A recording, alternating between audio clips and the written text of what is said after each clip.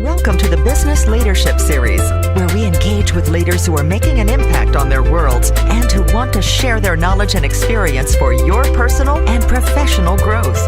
The following interview is designed to inspire you to become the best leader you can be. Your host, Derek Champagne, is the founder and CEO of The Artist Evolution, a full-service agency building successful brands, marketing tools, and campaigns, and also the author of the best-selling book, Don't Buy a Duck. And now, let's begin today's Leadership Series interview. Welcome to the Business Leadership Series, where our goal is to inspire you to become the best leader that you can be. I'm your host, Derek Champagne. Our guest today, we've got Espree Devora, and she is the founder of WeAreLATech.com. Espree, welcome to the program today. Yay! Hi! Thanks for having me. Appreciate it. We are excited to have you. Tell us a little bit about you're a serial entrepreneur. You've got a very diverse background. I'd love to hear about how you came across starting WeAreLATech, but also step back a little bit more and tell me a little bit about kind of your journey to get you to where you are today. Oh, yeah, sure. Well, I've always known since I was a little girl that I was an entrepreneur and wanted to be an entrepreneur. I think I was just born one. And so, my dad and I would take these walks and I'd see these empty office buildings and I would daydream about what kind of businesses I would put in them, even when I was like 5, 6, 7 years old. It's very awkward. And when I became a teenager, I started, really like learning how to invest in real estate. I would read all these real estate books. And eventually I started my first tech company, which was actually a scuba diving shop before it was easy to just create instantaneous WordPress sites. And that led to one day having an action sports media network, and now I have WeAreLATech. But WeAreLATech actually was not a company for a really long time. It was just a community project. And in a lot of ways, I think the heart of it is still very much a community project, but in order to sustain itself, it needs to be a company and a profitable one in order to pay my team that I pay to work with me. And in order to give back to the community, we need to be able to take care of ourselves, of course. Right. So tell me about WeAreLATech. What motivated you to start it? What was the gap in the marketplace? What was the need, and what motivated you to launch that? Sure. Well, in the beginning, the very first thing was, it was, again, a community project. So it was just a video series so I have a background in media production. So I've produced so many action sports, skate videos, motocross. Like I used to shoot Tony Hawk and Shaun White, and it was a very exciting time. And so I missed producing high quality videos. So at that point, my interest was the startup culture. I'm born and raised in LA. And I thought, how cool would it be if I could offer my talent to these, to locals in the community and just kind of like highlight them just for fun as a hobby. And so I partnered up with someone to do that. But unfortunately, to undergo editing, we shot 12 episodes, but to undergo editing is quite a significant process. And so in that time, I developed the WeAreLATech community calendar so everybody in the LA Tech area could know what's going on. I believe this was about 2012. And there weren't that many tech events going on in LA at that time. Right. And anyway, so at the end of the day, the 12 episodes, to my heart's sadness, were not able to be edited. And I needed to get re-inspired. So I actually went backpacking through 14 different countries for 4 months, meeting with startups in all these different countries. And what I discovered is that we're a very global community as entrepreneurs, but yet we feel very isolated in our journeys. And I thought that was very fascinating. So when I came back, I actually took a really cool job for a while because I was actually trying not to be an entrepreneur. I was like, why do I want to be such a risk taker? It doesn't make any sense. And but the heart will want what it wants, and I'm just destined to be a founder. So I shortly after that job, I discovered podcasting, and this is before podcasting took off like it is right now. So podcast startup hadn't come out yet, Serial hadn't come out yet, and I was like, wow, with a podcast you can have all this great content, but you don't have to have a video editor anymore. And I could edit all of them myself. And I thought this was like so cool. So I created the WeAreLATech podcast. Again, in order to connect and unite the community together as a community project. I really had no entrepreneurial expectations of it other than I would, at that time, I did want it to be sustained because that's just smart to make sure that everything that you do has the resources to provide for it. Sure. And within a couple weeks, it shot up to number 2 in the country on Noteworthy. And that was just like... That's amazing. It was incredible. I'm like, wow, I guess I have a thing here. So at this point, I'd been maintaining the calendar since 2012. I still had this archived footage of the 12 episodes, and now I had the podcast. And then one of my friends who runs this great Facebook group, Matt Cooper. It's called Silicon Beach. It's a private Facebook group. He said, it's really frustrating when people post Eventbrite links in the Facebook group because it takes up the whole news feed. I said, well, I already have the calendar. Why don't I have a Facebook group just for LA Tech events? And he's like, that would be great. And so that's how the Facebook group came about, and now we have a couple thousand people in there. And it just like one thing kept coming after another. Eventually we developed a mobile app for the calendar so the whole community could add everything to their personal calendar in one swipe. And we developed a private chat group utilizing Slack, and we have t-shirts, and and then in June 2015 I piloted the WeAreLATech Experience Club, and that was very much inspired by my backpacking trip.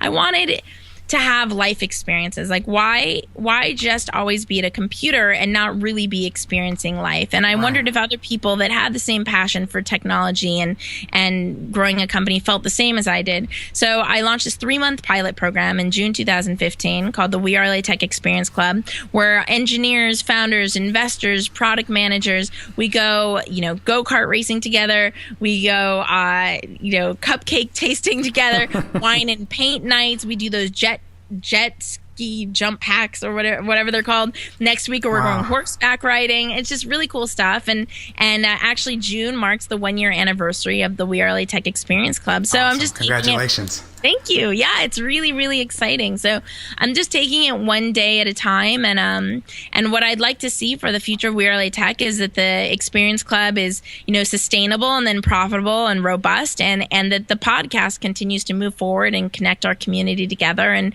that's also sustainable and profitable and robust. And, so I'm just working diligently to get that, to make it all happen. And I have an amazing team that's worked with me. It's so strange, like literally starting since 2013, 2014, somehow we came together, these really talented people, and they've just supported me for a while, and they're still here supporting, the vision of WeAreLATech and of me, and I hope that they feel that I support them just the same, so that all our dreams are possible. It's really cool. That's really awesome. That's exciting. So tell me about the outsourcing cheat sheet. The outsourcing cheat sheet. Well, that I outsource my love life too, right? And I had that on my question to ask, and I wasn't sure if I was going to, but yes, I'd love to hear more about that as well. Yeah, so I like to live life in a really innovative way. I don't think we need to live inside what is quote unquote normal. So I like to kind of explore and have adventure in how I do different things. So the outsourcing cheat sheet, I've been outsourcing way before Tim Ferriss popularized outsourcing. However, I did love his book and read it multiple times, and it definitely helped me improve my game. But yeah, my first outsourcing contractor was via Elance, Sanjay. I still appreciate you. Worked with me for years. And it's great. And I just realized how important it was in order to get things done to have a great team behind you. And when I think of the term outsourcing or delegating, I think of delegating not only to the team, but also to productivity tools and resources. Like I've used a scheduling tool called Calendly. I think if I remember correctly, you use MeetSo or something like, right? That's or correct. Meet Me? Meet Me. Yes. Meet Me. Yeah. And so it's like, there's just throughout the day, I like to ask myself, like, what is it that I can delegate to either a tool or a person in order for the whole organization to be the most efficient it could possibly be? And of course, I'm not perfect at it, but that's what inspired the outsourcing cheat sheet. Was that it seemed like a lot of people didn't know how to communicate with outsourced contractors, and they had a lot of trust issues when it came to outsourcing, or didn't really know what the term meant to them. And so I just wanted to create like a really easy, actionable way for people. One, like the cheat sheet had so many great like how-to guides, and then it had like a list of contractors to choose from. So I really did the work for you in finding great people. That's cool. And then outsourcing my love life. So ode to Tim Ferriss again, I suppose. But Tim Ferriss had this video about how he outsourced his love life, and I'm like, well, that's a pretty cool idea. If he could do it, so can I. But instead of doing it exactly as he did it, what I did is I had an assistant, Bobby Ann, who's amazing. Hi, Bobby Ann. She's so dope. She was working with me out in New York, and she was helping me run my company at the time called Save Business Time, which is now a blog on productivity tools. Okay. And so she started to log in to my Match profile, my OkCupid profile, like all my different online profiles. I never believe in lying or fibbing. So she would say that, she would find different people and say, hey, I think you'd be a good fit for my boss. And then she just set us up on dates, and we would blog about it anonymously on, I think it's called outsourceyourlovelife.com.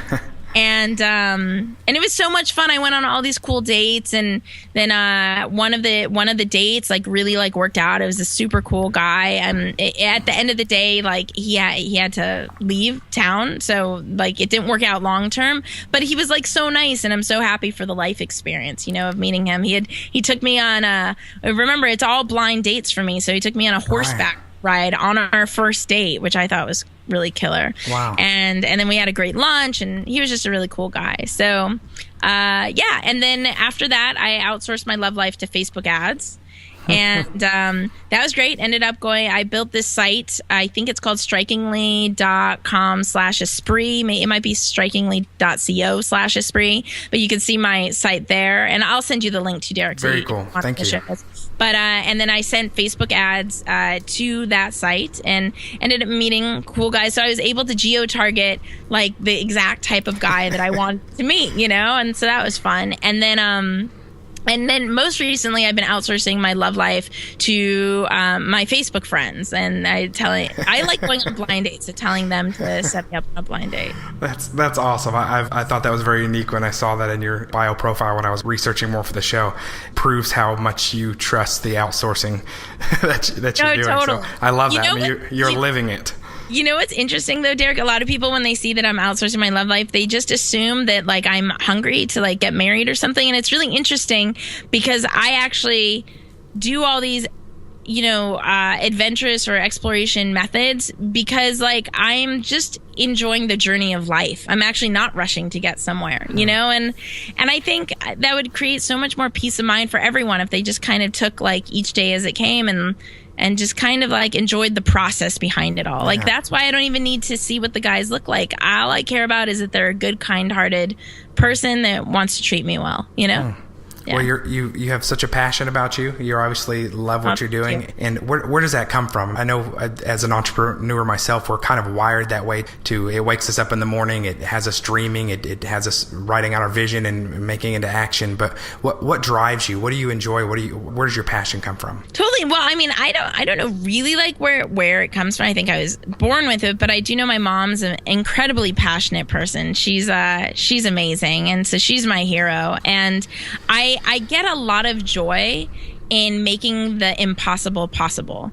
And what really excites me is that when I can see other people's dreams come true. So when I'm building a company, it's not just about seeing that things manifest for me. It's about seeing things manifest for all of us. And for WeAreLATech, that's also about manifesting for the community. So when I hear someone met their investor because of WeAreLATech, found their roommate because of WeAreLATech, or their co-founder, or their engineer, or their best friend, it's such a reward to think that the universe allowed me this gift that has created this a positive impact on other people. Well, I want to ask you just a minute about some more examples of how you brought some people together. But since you brought up your mom, your mom is a memory master. for our listeners, she's America's memory motivator. Yeah, she's America's memory motivator, coined by Brian Gumbel. Yeah. She's been on David Letterman. She wrote the Executive Memory Guide, and she's a unique individual. She is just amazing. She climbs a mountain every morning. No joke. Is she in Los Angeles as well? Yeah, she's in LA. And she believes that, to live life under your own terms. And I just think that's so cool. Yeah, that's awesome. Yeah. And I mean, she's been on many other shows as well, but was coined as the only one that could make Brian Gumbel laugh on camera. Right? Is what I saw. It's great. My mom always says every no leads to a yes. And so like all I just need to keep doing is like moving ahead, and eventually I get to that yes. And she also says you get more with honey than you can with vinegar. Yeah, so that's good. That's good advice. So tell me, so let's go back to WeAreLATech. Give me some examples. Tell me about some of the stories of people coming together, and obviously on the surface it seems like a great idea, but dig in a little bit more and tell us how some people have come together and met investors and been able to really pursue their dreams, because I think it's really cool that you get to, with your job and your passion in this project, get to bring so many people together at a time.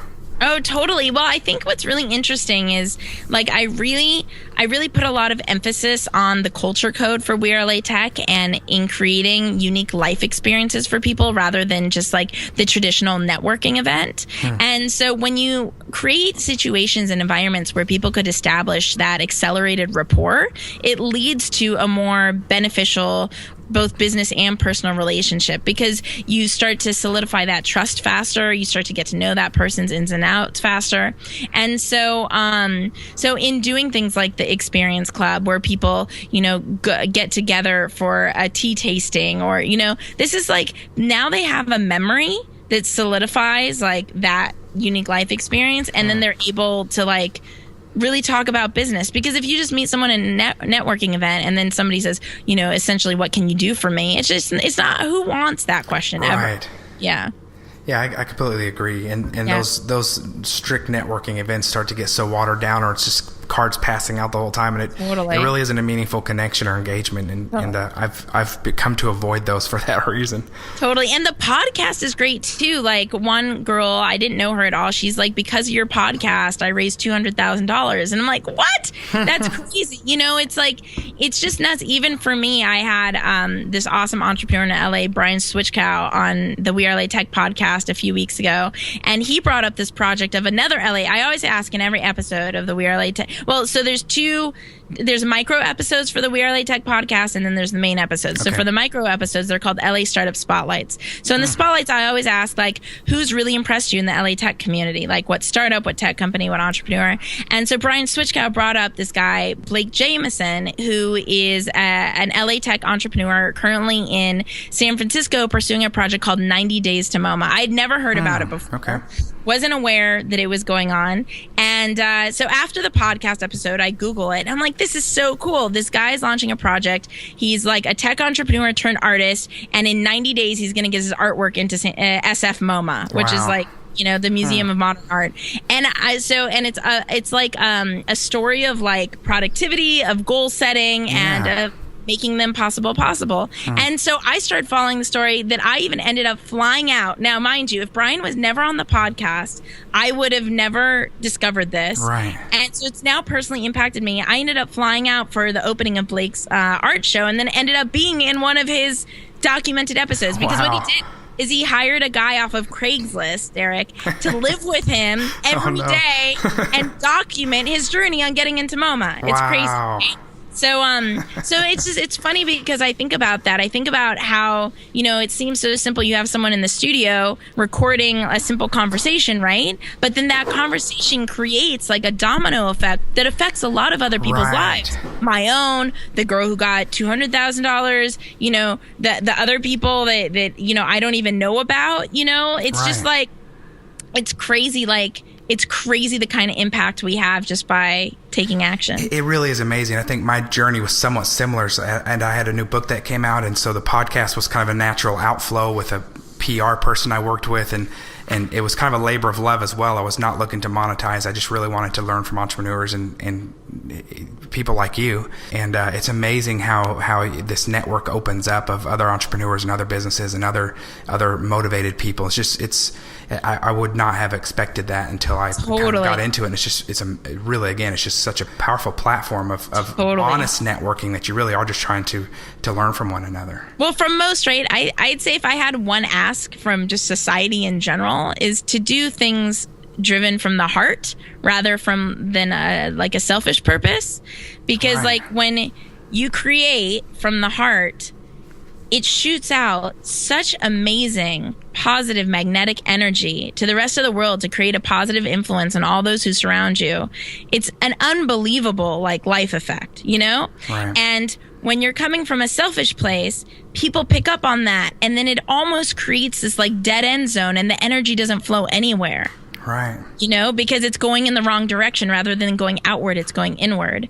And so, yeah, I'm just so grateful that I'm able to share the stories of these awesome, you know, LA tech entrepreneurs and the rest of the people in the community, and that I am able to be a part of their journey just as much as they're able to be a part of mine. I love that. And I love you're getting great response from the community, and they're coming together and you're helping connect people like that. So let me ask you, you talked a little bit about being honest and about your goals and intentions, but what does success look like for you? The balance for entrepreneurs, we like to create things. We do want to be successful. Totally. Yes, there is the monetary side, but what does happiness and success look like for you when you're developing something? Totally. Well, I love that you asked me that question, because it's actually been something really important to me. So before, when I was building my sports company, success looked like being on the cover of Inc. magazine and an IPO. Right. And the definition of success has completely changed for me now. Now success means a couple things. It means, one, am I happy each day? And if I'm not, let me evaluate that and reflect so I can make changes immediately. Two, and what happiness means to me is literally, am I smiling? Do I feel light in my body? Do I feel healthy? Am I eating well? Like, am I well rested? Right. And then success, true success, is merely taking action. Like, just taking action. I am not psychic. I as much as I'd love to have control, I can't have control over what will come, over, you know, what kind of results will happen from each experiment that I do. But I can control simply being proactive and taking action each and every day, and doing my best to have the most positive mindset while doing so. And so that's success to me. That's and the one thing, if you don't mind if I shout out one thing, is like, it's pretty cool, is I'm actually launching under WeAreLATech is the Women in Tech podcast. Nice. And that actually came from, speaking of taking action, it's a lot of people, at least in the LA tech community, talk about you know, a lot of challenges that women have, being an entrepreneur and being in the tech space, or being an engineer in the tech space, etc. And I just have never felt held back in my life. And I happen to be, you know, a female in tech. And I'm like, I just want to create a piece of content where people leave it saying, well, if she can do it, so can I. You know, and that's kind of like taking action. Like, it's like this. I was frustrated with this, you know, with this thing, and rather than just sitting in frustration saying like, why aren't there positive things? I'm like, well, I'm going to go create one. Yeah, you know? That's great. So, yeah. So I hope everybody listening, when it's live and ready, will tune into the Women in Tech podcast. In the meanwhile, it's Women in Tech. I think it's womenintechvip.com, takes you to the Facebook group. We're all chatting in until it's live. Excellent. So let me ask you, how do you maintain focus? I think sometimes as entrepreneurs, there's also that artistry side. We like to create, we like new things. How do you stay focused long enough to develop something and see it succeed? Totally. Well, the quickest thing I'll say is Pomodoro. I don't know if you've heard of Pomodoro, but I use Pomodoro Pro, and you work in 25-minute increments, and then it gives you like 7 to 15-minute breaks. What I think is so important about that is not so much about time management, though time management is important. It's more like being mindful of your health. For instance, we're going to be on this podcast. Let's say like I'll be sitting in this chair for about an hour. It's not really great to continue sitting in the chair for another 4 hours. So if I was on Pomodoro and it would say, hey, it's break time, that means like for me, stand up, drink some water, walk around, play on my balance board, you know? Right. And so I think, and then also the Pomodoro, you're able to put the task in. And then so if I say I'm doing this podcast right now, which is pretty easy because I wouldn't be multitasking anyway, but let's just say it's this, then this is all I would be doing right now. Whereas if you don't really have that kind of accountability looking over your shoulder, like you may be like, oh, let me click on Facebook real quick, or let me click on that real quick. But when you see a countdown, the 25-minute countdown, and you have your task in there and you know what task you should be working on and you haven't checked it off yet as complete, then it's like you're not going to click on the Facebook because you feel like you're losing the game. The other thing that I really rely on is Spark Planner, that was developed by a female engineer in San Francisco. It's a physical planner. I love it. It tells me my yearly, monthly, daily goals, and you write in it every single day, and you just kind of stay conscious of what you wanted over the entire year, what you want per month, and what you want per week and per day.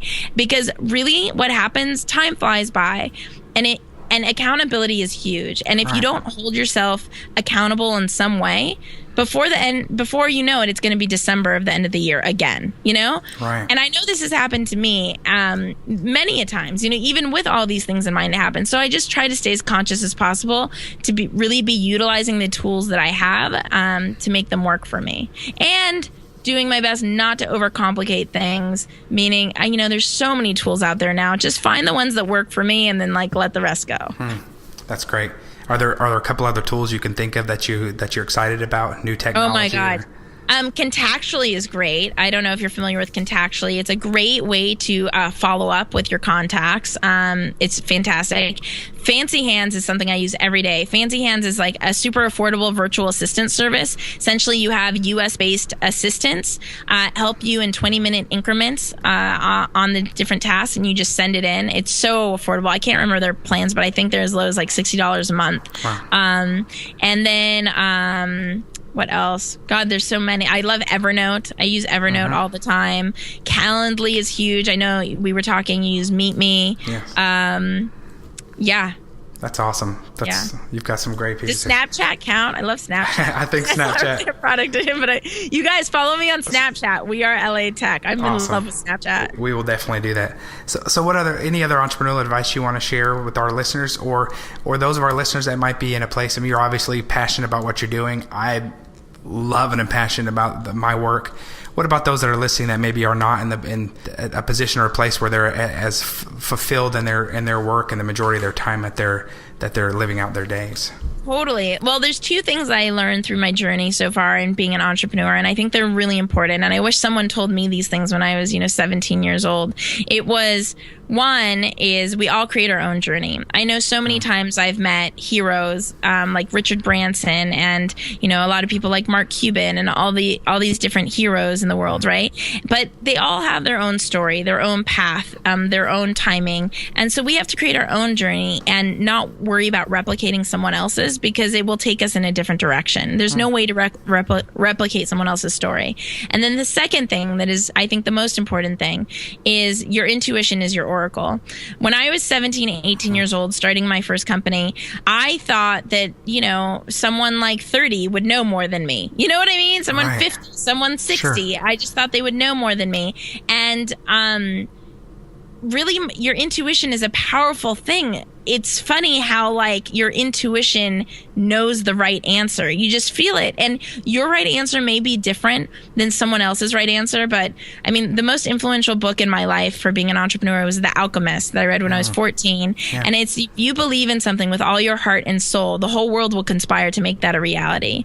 And so if you have the right kind heart behind your dream and your vision, just start taking action and let the magic happen and just follow your intuition. And there's going to be mistakes, and it's not going to be an easy journey.